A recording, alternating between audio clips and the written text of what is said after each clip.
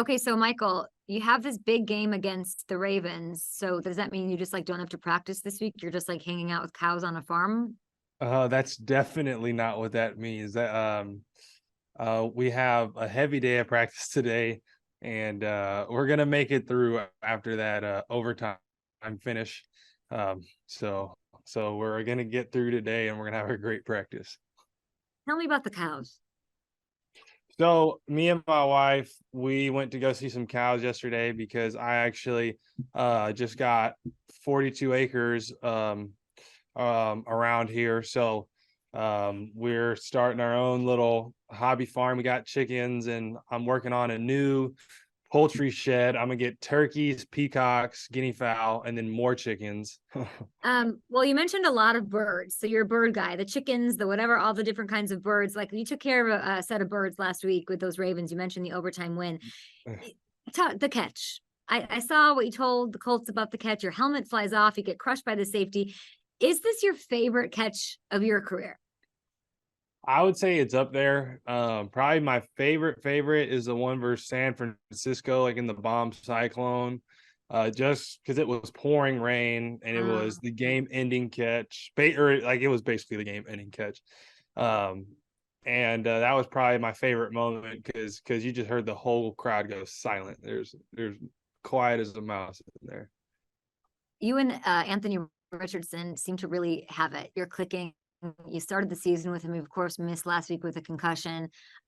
What makes you two work? I've heard just incredible things about the young man he is off the field, and of course, we're seeing what he can do on the field. Absolutely. I mean, Anthony is just, like, he's just so calm and like composed for being so young and a guy coming into the NFL who didn't necessarily have a ton of quarterback reps.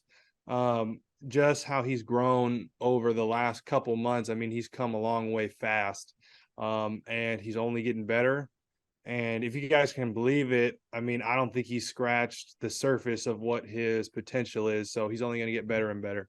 And it hasn't always been the smoothest ride there for you in Indy, right? 4 starting quarterbacks in 4 years. You got to go from Frank Reich to like a little moment with Jeff Saturday, and now you have Steichen. What is it about Steichen that you want people like me, who's, on social media, barking, blah, blah, blah, blah, blah, doing shows? What do you need me to know about Steichen and how he operates? Well, I'll start with this. I mean, I was really grateful towards Frank, and I thought Frank did a good job. It just didn't work out, like for whatever reason. But with Shane, I would say Shane really, he doesn't let any little thing slide. And he's very on the little details. And I feel like we have more effort play than maybe we had in the past. And you kind of saw that in that one fumble that we had Sunday, where we had the fumble, we had Q run in and hit somebody, and then Gardner dove in and hit somebody and popped it out. Then I was running and I was able to get the ball because of those other guys. And we just had the whole team just running to like try and save that play. And last year, I just didn't really see plays like that. I know it's early, and obviously Anthony didn't play last week. Minshew, by the way, was amazing. Have the vibes changed? Have they changed your belief truly in this Colts organization? Yeah, I mean, I always go into every game thinking like, hey, like we're gonna dominate and we're gonna win. And but I think it definitely does a lot for us when you have wins like that. I mean, just gutsy wins in a very hostile place where it's raining, the conditions are bad, and you just gut out just an overtime win. I mean, I think that's huge for us. I think it inspires confidence, and I've always said that wins lead to more wins. So you're a free agent. I'd love to see you stay in Indy. There's business to it. I know it's early. You're not thinking about it. You're thinking about those Rams and what you can do against them. If you're writing down your pros of why you would want to remain in Indianapolis Colt, what's at the top of the list? Yeah, I mean, I would just say that I think there's a lot that me and Anthony can do. And I want to be here to help develop that. And I want to be a part of the Colts rise back to what we were like in the past. But like you said, like at the end of the day, like it's a business, and I just know that it's an audition for 32 teams. And I just got to do my best to make my case that I'm the guy for whoever might want to have me like on their team. So of course, like I would love to stay here, but you're right, like it's a business, and here's my audition for the 2024 season. I mean, I think you can just send that one clip, that one catch from the Ravens game, and you're set. But you're saying you want to be there. I think that's enough. I think that's what the fans want to hear, especially with what's gone on with Jonathan Taylor. I mean, you as a impending free agent, like you're seeing how that's playing out. And then Jonathan Taylor, we're hearing all sorts of news. What's sort of your vibe with JT? What's your relationship with that situation? Yeah, I mean, we all love JT, and we know how valuable he is to our team, and like I'm a guy that I'm gonna ride with like the players, like whether they're just like whether it's wrong like or right, like not saying it is like wrong or right, but like I'm just a players guy, and we support him, and we're excited for him like when he gets back and when he's 100% ready to go. And I think when he gets going, it's all going to be water under the bridge. And at the end of the season, I think that we'll look up and it might be a thing of the past. I have a feeling though, and you're not going to admit to this, I kind of think you like that he's not out there yet because Steichen's throwing the ball more. These numbers you're having this year are looking crazy. I think you're like, he's back in there, JT. Yeah, so that's actually funny you said that, because my second year here, I had a conversation like with my dad. Like I was like, Dad, I'm not going versus these corners. It's more me versus JT because he's doing so well. Like how, you know what I'm saying? Like just like I expect them to just hand him the ball like every play because he's gonna break off like these long runs. So like I'm like, it's not really me versus like the defense, it's me versus JT. So but no, I mean, like in all seriousness, like I can't wait for him to be back out there, and it's going to be fun and dynamic. I mean, everything that he can do, like I'm excited for him. Congratulations so far this season on success, doing it with Minshew, without the high price item that is Anthony Richardson, without Jonathan Taylor. It's been really impressive to watch you guys run that division to start here. You got a big one against the Rams this week. You guys want to keep it going.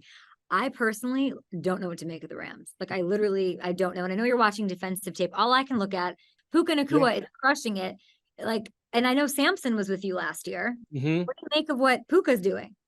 Yeah, I mean, Puka, like I want to say he came out of nowhere, but I mean, like he's been that guy ever since like college. So the funny thing is he actually was supposed to come to USC when I was there, and for whatever reason, like he decommitted and ended up going to USC or to BYU. I mean, he's just lighting it on fire. I mean, he's a very tough contested catcher. He runs great routes, and he's got really strong hands. And Matt Stafford, I mean, Matt Stafford is playing great. His like accuracy and everything that he's got. And their defense has a lot of guys like who are young, and they can play. You know, a lot of people would say they don't have very many big name guys, but I think they're playing well. Like when I turn on tape, like they look like a good defense. They look like their players are very tough guys, and they want to play. They're out there talking trash, like you could see it like on film. And I think they're better than what people have been giving them credit for. Michael, I just feel like, and I'm thinking about like the Colts the franchise does not get enough credit for creating like some of the biggest media post-career person. And then you got a long way to go. But like Peyton Manning runs the world, Omaha Productions, he's ever into the commercial. Then you got McAfee, also runs the world and everything. Like, are you the next Colt to do it? I mean, I never say never, but actually coming from a background where I actually stutter a lot, and I still do now. Speaking of that, my cleats is actually the NSA, which is the National Stuttering Association. So coming from my background, I never thought that it was possible, but I feel like I've come a long way, and anything's possible. And I want to show other kids that you could do it. I mean, like I never seen myself being able to do stuff like this. And just over time, I just got better and better and better. And now I feel like more comfortable with it. I'm not as scared to speak like in public, like as I used to be. So yeah, anything's possible.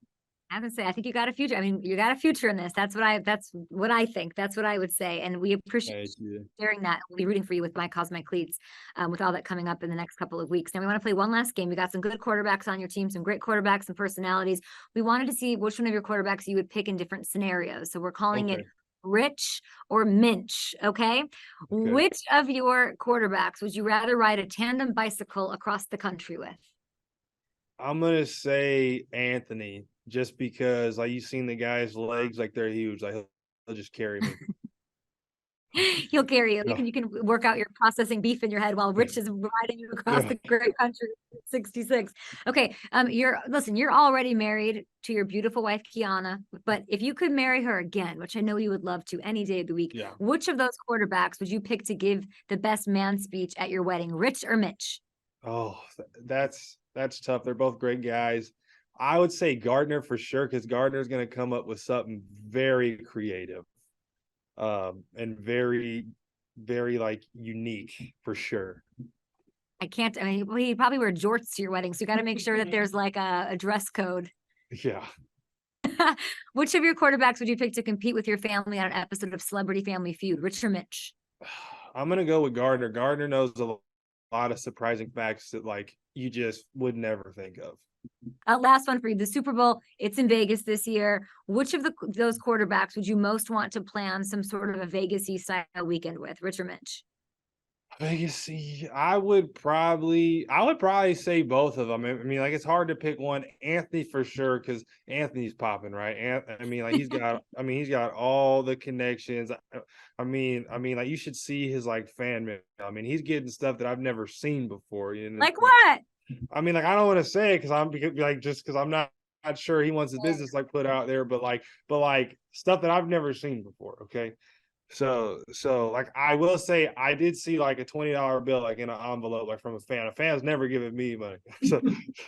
So not that anybody needs it around here, but like it was just crazy. Like I was like, bro, you just got like a $30 million like signing bonus. Like just why are they sending you dollar bills? He's the right choice. You got the person who's like walking into the strip and like everything's paid for. You got that's Anthony right now. And then you've got Gardner, who's just a maniac. And it's a good call. It's a good call to pick both. 100%. I mean, he's the good time guy. He'll show up in his sunglasses, like in a hoodie with no shirt underneath, half zipped down, just like ready to go. Michael, this was a pleasure. Good luck against the Rams this weekend. I know you got to go watch tape and got to, go milk the cows. So good luck. Thank you. I appreciate that. Thanks for watching. Subscribe here to get the latest Up and Adams content right on YouTube.